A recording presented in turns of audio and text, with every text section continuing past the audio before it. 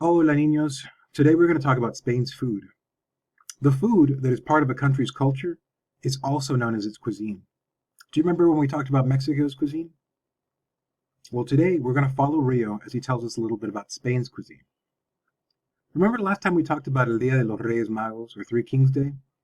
A day where children across Spain leave their shoes out in hopes the three kings from the Bible will visit their house and leave gifts or candies or toys or treats.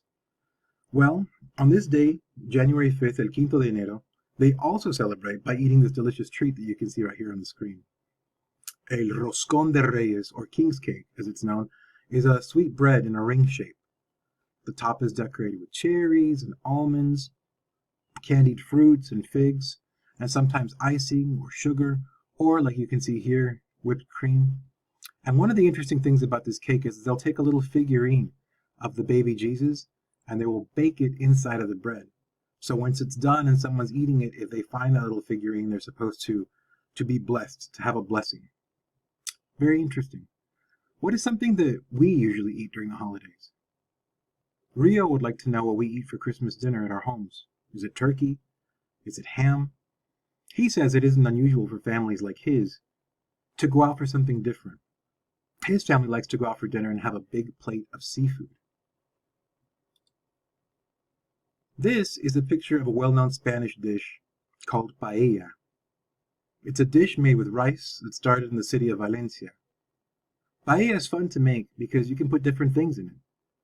This is a seafood paella with clams and with shrimp, and Rio loves it. It's very similar to the jambalaya that we saw earlier this year when we compared Mexico's culture with Cajun culture of Louisiana. Cajun jambalaya and Spanish paella are super delicious rice dishes. Oh, fun fact right here. The biggest paella ever cooked was made by a Valencian restaurateur called Juan Galvis. The dish fed over 100,000 people. Can you imagine making enough food to feed 100,000 people? Sweets for breakfast. Rio loves eating churros for breakfast. Have you ever had a churro? Here's a picture of them right here. They're dough that you deep fry and then you dip it either in chocolate or in cinnamon sugar. Many people in Spain love to eat these sweet treats with their café con leche, their coffee with milk, as an early morning snack. Another popular way to eat in Spain is by eating tapas. Tapas, like the ones you can see here, are small snack-sized servings of food. It's kind of like ordering appetizers here when you go out to a restaurant. Here's some pictures of some delicious tapas. These are called patatas bravas, which are little cubes of potato that are crunchy on the outside and they're soft in the middle. And they're usually served with tomato sauce on top that is sometimes spicy. So it's like eating like salsa with potatoes. Um, Below are calamares, which are breaded and deep fried squid. They're breaded like chicken nuggets. They come with a dipping sauce, and Rio says they are delicious. On Rio's family's table, you might find calamares, or calamari, as we call it here, next to a bowl of cold olives, or a cheese sauce with anchovies, and a serving of albóndigas, or meatballs.